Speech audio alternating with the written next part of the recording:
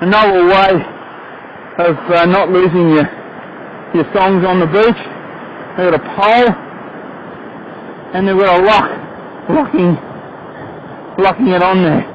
I couldn't believe it when I saw it. So, there we go. I don't know if it's intentional, it must have been.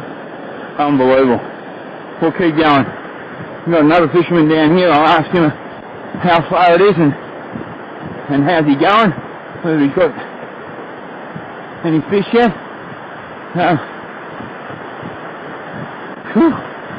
It is warming up.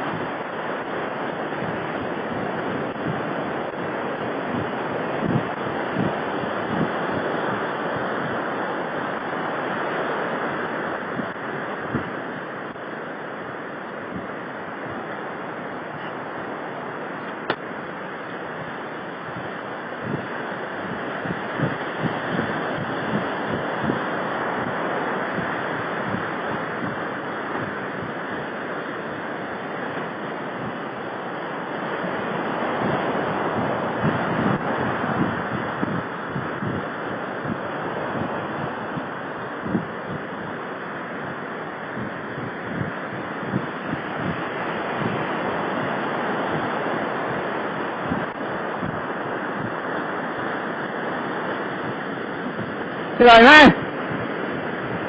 Pretty good. You getting any bites? We're about an hour that way. There's a guy got a massive salmon. Big one, real big one. No, doggy. And yeah. He said that he hasn't had anything all week. First one, you know. But he said last week he was getting, a couple every hour. So, you like the fishing out here a lot, but not in the winter time. In summertime the best. Winter time is you made it a few days off work, so. Yeah. A couple of degrees, it was a nice day. Really just have a look at it. Beautiful weather. You can get salmon in the winter time, that's about it. Yeah. It gets better. The entrance down there. Yeah. 7 days away. Oh, is it from here along the beach? Yeah. Thank goodness, that's my destination. Is it? Yeah. There's easy ways, there's shorter ways to get there than... I know, but I'm running the full length of the beach. From Cape Conran I've been. Yeah. Oh, yeah. You? Yeah, it's a long way. This is day 6. Yeah? Day 6. You got a support team coming? Yeah, they've gone round. They're going to meet me at the end.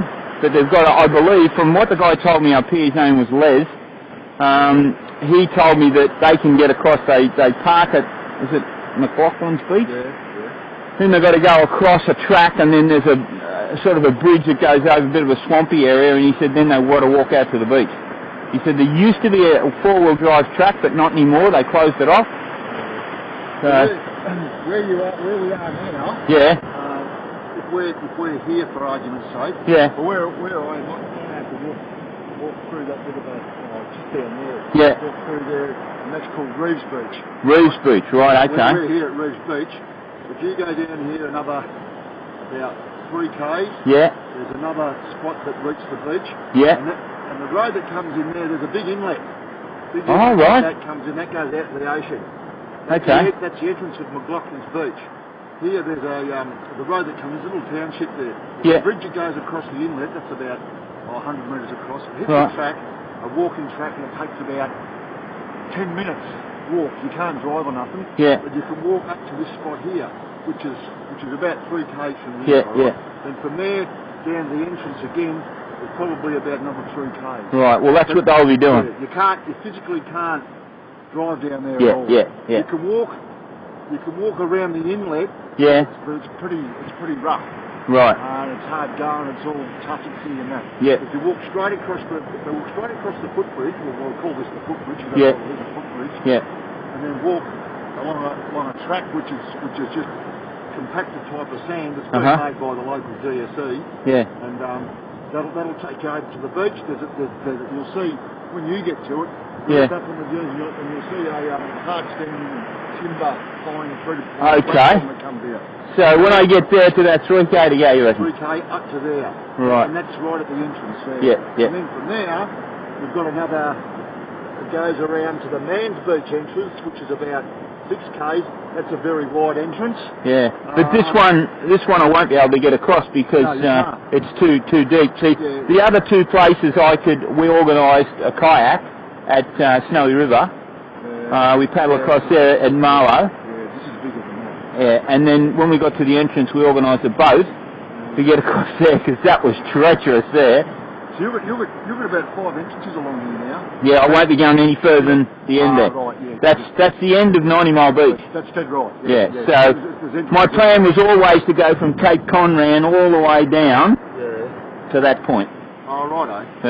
Yeah, well, you're nearly there. It's well done. Nearly done, and it's been a journey. First day, 58k I did the first day. Yeah. How's the body holding up? The body's not bad, but I've got the shoes on now because the way this beach is, with all the rubble and yesterday I went through 50 minutes of, like rocks and rubble and all the trees and everything that were growing had all been washed over the beach, like for about a kilometre. And I'm going through the jungle and I'm twisting stuff trying to get through. Down the water, was it? All the way. It was right into the water. Back that way? Yeah, back that way. And so I had about a K of it. And I couldn't run, I just had to go through it, I got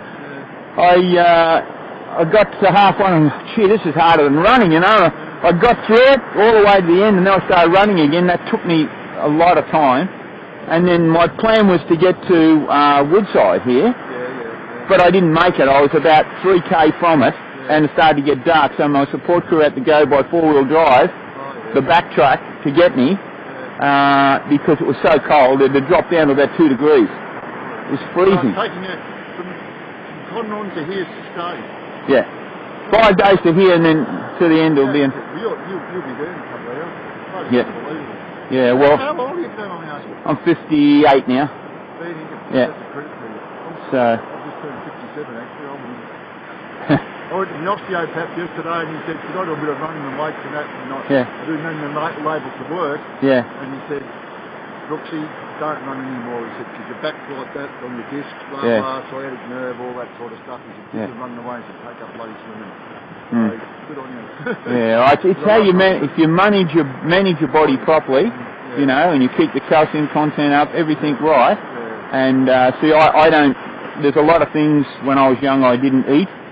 And it hasn't damaged my body, like oils and stuff like that. I don't eat any oil because it damages your eyesight and your nervous system. Olive oil's okay, but... Well, yeah, as long as you don't have too much of it, but canola oil's the worst. That's carcinogenic to your body. Really, Blended vegetable oil, which is in just about every bit of bread you eat, stuff like that. I don't have any of that. I don't have eggs, I don't have meat, I don't have fish, I don't have any of that stuff.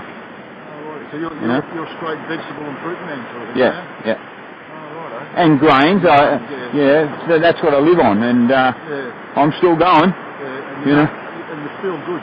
Feel great, The only thing that caught me on this trip was when I hit the real nasty stuff. So I did 153k in bare feet. And then I had to put the shoes on because I was starting to swell up because of the terrain. It was terrible. I've never seen anything like it on a beach anywhere, You did a big stuff of the ocean wash here, yeah? Where did you come from? From Sydney. Oh, from Sydney, yeah. We got the Southern Ocean, like Tasmania. When it gets going, you can see how it cuts into the sand dunes. It's unbelievable. Those dunes were out there.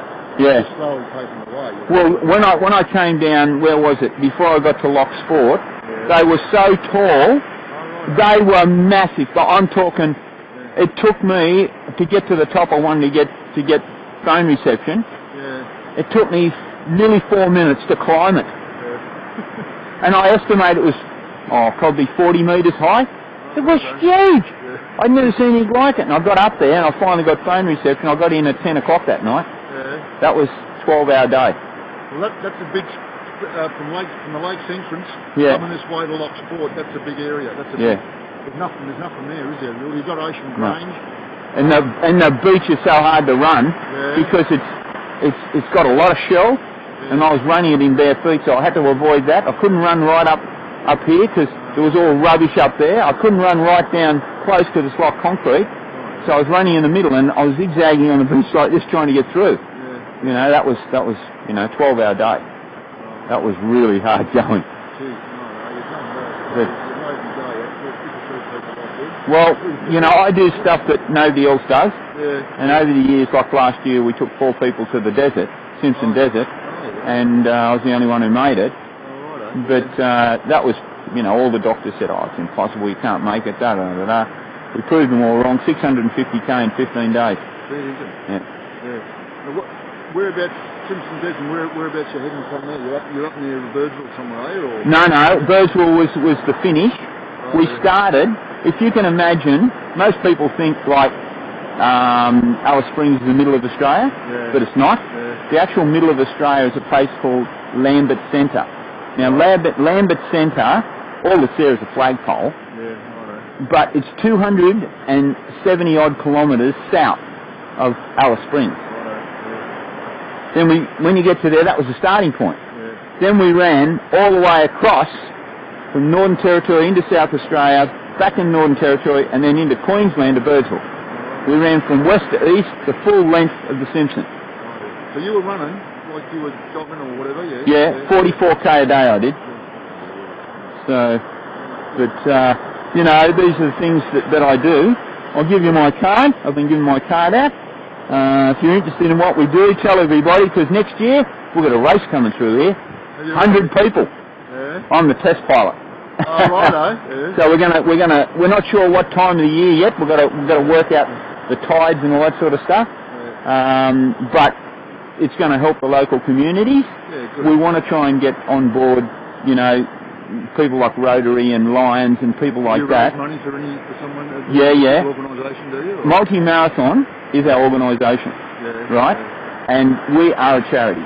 But unlike other charities, we put on events and different things and raise money for 15 children's charities. Oh, right, that's great. So, because there's a lot of charities out there who are big businesses, and they're taking a lot of the public's dollar, you know, and therefore the children's charities are suffering.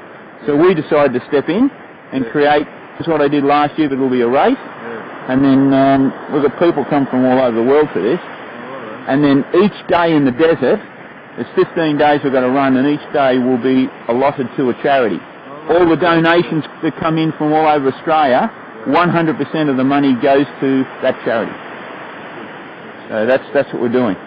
But you know, it's all you know, it's something that I've been doing for a long time. And now that we've got a great group of people, we've got a great committee. None of us get paid, all volunteers. When are you coming through next year? Well, we're not sure. We won't be this time. Won't be in winter, because this is going to be actual race as a qualifier for the desert next year. Okay, anybody who finishes this will be able to do the desert. You know, so, and we wanted to put on. We're trying to put on, you know, unique events that people from overseas and other places see.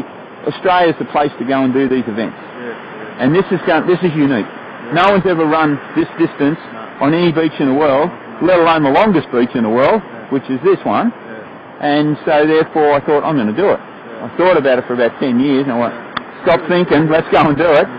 And then the desert, nobody has put a race across the Simpson Desert. It's the longest, hardest, toughest race in the world. So that's what we're up to. But do you reckon about 6, maybe 6.5k? Yeah, 6k. Yeah, you'll see it when you get to it. When you get down there, actually, you can just see that clump that comes out the left. That's commentary. That's the southernmost point of Australia. Down there, Wilson's from. Is that right? That's right. Yeah, it's the southernmost point. Oh, except for Tasmania. I mean, it's yeah. And when you get closer to the Rocky Beach, you'll see that that'll become more predominant. Wow. Yeah, and that's well, Tasmania, in 2 years' time, I'm going to conquer Tassie too. I'm going to run from the top of Tassie right down, like, through the northern part, over the mountains, all the way down past Lake Pedder, and right down to the very bottom beach of Tassie. No one's done it. No, that'll be awesome. And it's all going to be for the children's charities, because they're suffering. While we're able to do stuff, you know, we do it. That's what we're all about. Great meeting you. Good on you. Yeah, good to talk to you, mate. Yeah, the rest of your life, I hope's terrific for you. Yeah, well, tell everybody about what we're doing next year. And after Christmas sometime, we're going to be coming down here again to go through and see everybody. But if you get a chance, have a look at our website. I will. Yeah, I will. We've got contact on there. Send us an email. We'd love to hear from you. Yeah, no worries. You know, we've been telling people all the while that about 20 people are going to contact us, and we want to come down here and make it really special for everybody. You know, do you live pretty local? 100 k's back towards the middle. Oh, okay. Yeah, but we thought I would go in the town and just yeah. So it's only I don't know, 40 minutes drive over here. Yeah. So it's a get out for everybody. Fantastic. Yeah, no worries. Hope you get some big fish. Yeah, no. See you, eh? So, see ya. Bye.